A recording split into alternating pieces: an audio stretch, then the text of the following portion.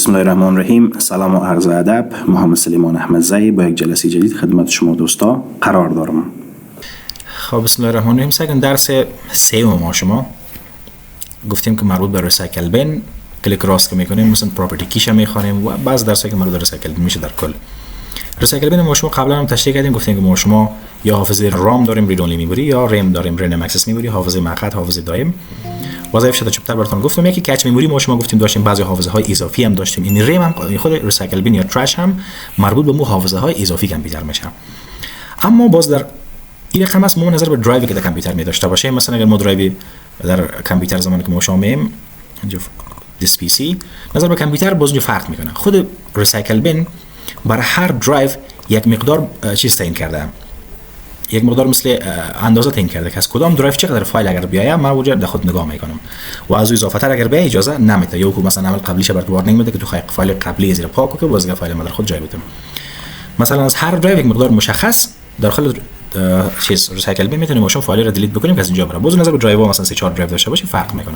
یا ما میتونیم از اونجا ستینگ بکنیم که از درایو سی ما فایل دیلیت میکنیم یا از دی یا از کدام درایو دیگه چقدر در درایو در ریسایکل بین سیو شده بتونه نگهداری شده بتونه الا که مورد باره باز یا ریستور کنیم یا دیلیت کنیم. ریستور اگه میکنیم دوباره از ریسایکل بین پس به کامپیوتر برمیگرده به هارد دیسک و اگر دیلیت میکنیمش دیگه از ریسایکل بین پاک میشه. زمانی که ما شما یک فایل دیلیت میکنیم، مثلا این یک فولدر است، کلیک راست میکنیم براش میگیم دیلیت، این رقم برای شما کانفرمیشن دیالوگ باکس میاد کانفرم میکنه که آیا مطمئن هستی که فایل میخوای که انتقالش بکنی برای ریسایکل بین. مثلا موبایل ایس دیلیت میکنیم میره در فولدر ترش، باز تا یک مود فولدر ترش میباشه. اگر تا یک مود پاک نکنین باز خودش پاک هم میشه. خب اگر ما برش بگیم که یس بگیم خب معلوم داره دیلیت میشه و اگر نو بگیم دیلیت نمیشه. بعضی هایی چی کار نمیکنه، کلیک میکنه سرش مستقیم از کیبورد دکمه دیلیت فشار میده. اون گپ شد باز پرسان میکنه که آیا مطمئن هستی یا نه. بعضی های نمی دیالوگ باکس بخی آف میکنن. میگه زمانی که ما دیلیت میکنیم دیگه پرسان نکنه که میخوای دیلیت کنی یا نمیخوای دیلیت کنی. اگر چی فعال باشه خوب است از لا سکیوریتی سیفتی. کسی هیچ متوجه نیست یک چیز دیلیت میکنه اتوماتیک میره دیلیت میشه بدون اینکه فکرت شه. زمانی که کانفرم میکنه پرسان میکنه از ما شما کمک ما متوجه میشیم که آیا ما چیزی که دیلیت کردیم درست است، همون چیزا ما میخواستیم نمیخواستیم. خود خوب است که باشه. و اگر نخواهیم که باشه اینجا کلیک راست میکنیم میم در بخش بنام پراپرتیز در این قسمت یک چیز داریم به نام display delete confirmation dialog box. این اگر ما آف میکنیم اوکی میکنیم دیگه کانفرم نمیکنه. هر زمانی که ما کلیک راست کنیم بگویم دیلیت میشه یا کلیک کنیم از کیبورد بگویم دیلیت بدون پرسان دیلیت میشه. حالا ما پس اندو میگم یا از اندو میگن یا کنترل زیر فشار میدم یا از اونجا میرم برش ریستور میگم. همین کنترل زیر اون کار ریستور تقریبا میکنه.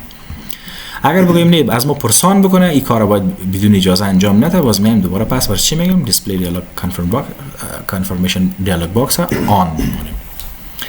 خب دیگه اینجا سه سرچ کلیک راست که میکنیم آپشن اوپن که میفهمیم که چی کارو میکنه. امتی ریسایکل بین بدون اینکه ریسایکل بین ما باز کنیم میتونیم برش بگیم که فایلی که در بینش هست ما اون فایل رو نمیخوایم و اون رو بر ما چیکو دیلیت کنیم. دو تا فایل داریم. مثلا من انتخاب میکنم اردوی از فایل رو چی میکنم دیلیت یس. خب در ریسایکل بین بردیم فایل رو. حالا اگر میتونیم از ریسایکل بین اون فایل هم ریستور بکنیم هم دیلیت بکنیم. اما برش میگم از ریسایکل بین این فایل میخوایم چی کنیم دیلیت کنیم، کامل پاکش کنیم، کامل حذفش کنیم. میدونید که داخل ریسایکل بین شما چی میکنیم کلیک راست میکنیم برش میگیم امپتی ریسایکل بین. زمانی که برش میگم امپتی ریسایکل بین دیگه ریسایکل بین پاک میشه. این در بین چیزی که هست از داخلش بخی پاک میشه. حال دیگه ریستور کردن نمیتونیم بره. اگر چیزی که شما خواسته باشیم این کارو باز از داخلش هم میتونیم انجام بدیم. فعلا این مینیو رو خلاص کردیم باز داخلش میریم. بعد از امتی ریسایکل بین سیومش هست با نام پین تو استارت. ما شما میتونیم که ریسایکل بین داخل استارت مینیو من حیث یک اپلیکیشن فولدر یا سیستم فولدر اینجا ثبت بکنیم که اگر خواسته باشیم در آینده از اینجا رو باز بکنیم که اگر چیزی کارو مردم نمیکنه خیلی میتونیم اگر خواسته باشیم سرش کلیک راست میکنیم برش میگیم پین تو استارت. حالا اگه ما شما بیایم داخل استارت مینیو میبینیم که ریسایکل بین ما شما در اینجا داریم و خواسته باشیم از استارت استفاده میکنیم. خب معمولا این یک چیز معمول نیست کسی این کارو نمیکنه. اگر نمیخواستیم پس برای چی میگیم unpin from start. خب دیگه بعد از این سه کمان یک چیز داریم به نام create shortcut. عین مثل کاپی و رسای خواسته باشیم از ریسایکل بین یک شارتکت ایجاد بکنیم که در یک جای قرارش بدیم دایرکتلی از اونجا رو باز بکنیم. اگر نمیخواستیم هیچ رینیم داریم. در ویندوز قبلی ما ریسایکل بین رینیم نمیتونستیم برای اون باز ما کد کار میکردیم اما فعلا مشکل نداره میتونیم ریسایکل بین اگر خواسته باشیم بیخی به یک نام دیگه بگیم ترش باشه یا یک چیز دیگه باشه یا یک نام دیگه که خودمون خواسته باشه میتونیم برش بدیم و اگر نمیخواستیم میگیم نیمو ریسایکل بین باشه. دیگه کلیک راست که میگیریم سرش پراپرتی که میایم اینجا داخل پراپرتی سعی کنین، پیشتر ما شما گفتیم که از درایو C یا درایو D یا درایوهای دیگه فایل که میاد داخل ریسایکل بین تا چقدر فایل امکانات از وجود داشته باشه که بتونه بیاد دیلیت شه. البته درایو C رو که انتخاب میکنیم، میگه درایو C تا 140 جی بی است، درایو D تا 97 جی بی. از درایو C که فایل دیلیت میشه تا 14 جی بی فایل میتونه که داخل ریسایکل بین شه. یعنی اگه جو فایل ما دیلیت میکنیم، یک فولدر اگه سایزش باشه 14 جی بی او در ریسایکل بین میه. اگه یک فولدر بالاتر از 14 جی بی بشه، باز برای شما وارنینگ میده که در ریسایکل بین جای نمیشه فایلتون. باز برای چاره است که میتونیم بیایم این درجه رو چی کنیم، تغییر بدیم. 20 بسازیم، 25 بسازیم. بگیم از درایو C هر وقت دیتا دیلیت میشه تا 20 جی بی یا این قدر جی بی رو مثلا جای داشته باشه. برای درایو D چقدر جای ماندن؟ مثلا 7 جی بی. با اساس این بی نشون میده 7000 چقدر این بی میشه 7 جی بی. البته میتونیم براش بگیم که از درایو C هر چیزی که دیلیت میشه در ریسایکل بین بیاید، اما از درایو D هر چیزی که دیلیت میشه do not move files to recycle bin انتخاب میکنیم. در ریسایکل بین هیچ نباید، یعنی مثل شیفت دیلیت ورشه اصلا بهی کامل از بین بره. در روز زمانی که ما شما اگه بریم، اگه براش بگیم که ما میریم مثلا از درایو C، مثلا درایو C ما یک فایل داریم، یک فولدر داریم مثلا به نام A، این ما دیلیت میکنم، براش میگم دیلیت، یس دیلیت شد، رفت ریسایکل بین.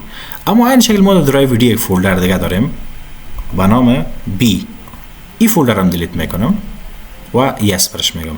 آل در ریسایکل بین باید یکیش باشه، یکیش باید نباشه، چون ما پیشگی برش گفته بودیم که از درایو C هر چیز که میاد در ریسایکل بین بتونه بیاد، اما درایو D نبیه که میایم سگن یک فایل است اینجا. با خاطر که پیشگی ما شما رو تعیین کرده بودیم. اگه برش بگیم که نه این رقم باید نکنه، بهتر است در ریسایکل بین بره، چون اگه اشتباه نکس دیلیت میکنیم، باز بعداً پس بتونیم ریستور کرده بتونیم، باز چی میکنیم، اینو میگیریم کاستوم سایز و تا چقدر کپاسیتی جای داشته باشه، مثلا 7 جی بی. معمولا سایزهای استاندارد داره، مشکل نداره، رو دیلیت نکنیم. وقتی ما شما 20 جی بی فایل در ریسایکل بین نگاه نمیکنیم، یک فایلی که دیلیت میکنیم یا که فایل است که دیگه نیاز نداریم از اونجا میریم دیلیتش میکنیم، یا که فایل بسیار کلان رو ما شما اشتباه دیلیت نمیکنیم که 20 جی بی یک فولدر باشه بدون اینکه فکر کنیم رو دیلیت کنیم. به خاطر یاردویزی با آپشن اولی انتخاب باشه خوب است و درایو هر قدر بیشتر باشه اینجا بیشتر نشون میده و یا اون دیالوگ باکس بود که بیشتر براتون گفتم. داخل ریسایکل بین زمانی که ما شما میشیم، یک چیزی که هم راستی بیشتر ما شما گفتیم که کلیک راست میکنیم دیلیت، خب دیلیت میشه، بعدن میره ریسایکل بین. یگان تا میخواد که یک فایل بعدن که ریسایکل بین فایل تون که رفت، بعدن از اینجا ما شما کلیک راست که میکنیم بدون اینکه داخل ریسایکل بین بریم، میتونیم چی بگویم، امپتی ریسایکل بین، ریسایکل بین پاک میشه.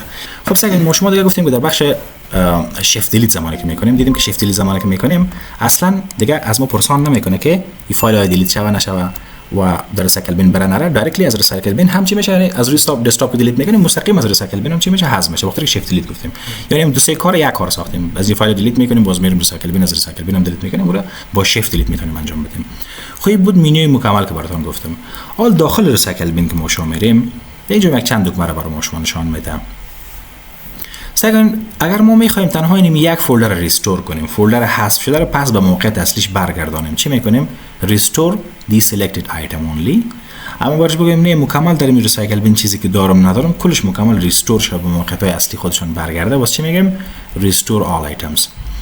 و اگر ما برش بگیم که نه مثلا ما میخوایم که همین ریسایکل بین پراپرتی که بیشتر براتون دانه دانه کار کردم، اگر بخوایم از اینجا میتونیم باز کنیم که از کدام فولدر چی بیاد، دیالوگ باکسش بیاد، خوبی رو بیشتر کار کردیم، یعنی از اینجا میتونیم باز کنیم. و اگر بخوایم برش بگیم که ریسایکل بین نه دیگه حذف شد، داخلش هر آن چیزی که دارم نیازش ندارم دیگه، پاک شد کامل، برش میگیم امپتی ریسایکل بین. یا یکی اچ اصلا باز نکردم میتونیم برش بگیم امپتی ریسایکل بین. یکی میتونیم از اول یک آپشن یک ابجکت چی بکنیم، یک آیکن دایرکتلی برش شیفت دیلیت برش بگیم، یعنی از اینجا برش میگم امپتی ریسایکل بین. خوبی بود درس ما شما مربوط به ریسایکل بین. و در اخیر از شما دوستای عزیز تقاضا میکنم که اگر ویدیوها براتون مفید قرار گرفته باشه، برای حمایت از ما و رشد کانال ویدیوها رو لایک بکنین، کانال سابسکرایب بکنین. با امید دیدار در جلسات بعد و السلام.